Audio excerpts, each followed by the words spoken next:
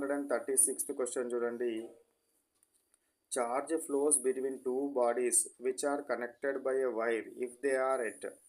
So మన రెండు bodies గుండా కరెంట్ కనుక ట్రావెల్ అవుతుంది అని అంటే తప్పనిసరిగా అవి ఎట్లుండాలి, డిఫరెంట్ పొటెన్షియల్స్ దగ్గర ఉండాలి.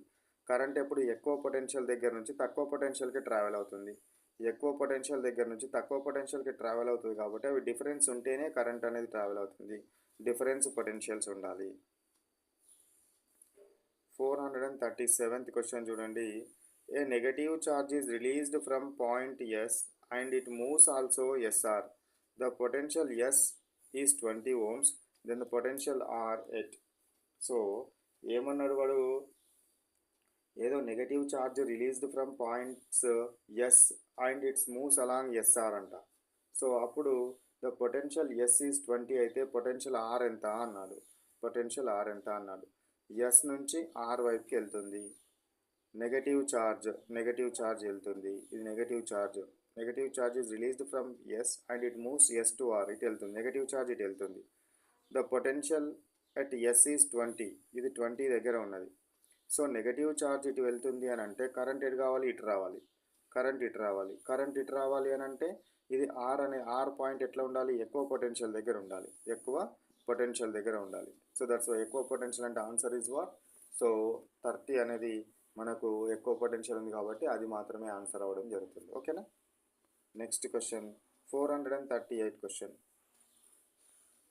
Work done is moving a unit positive charge across 2 points in an electric circuit is measures of.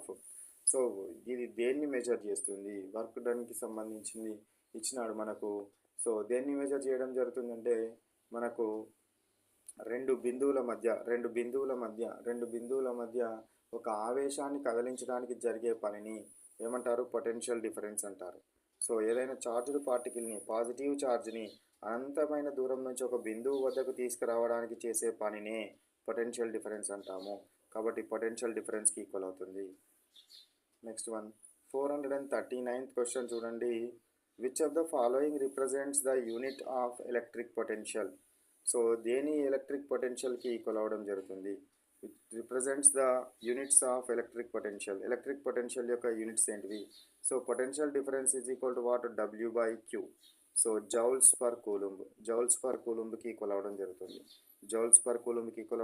కాబట్టి second option is the correct one.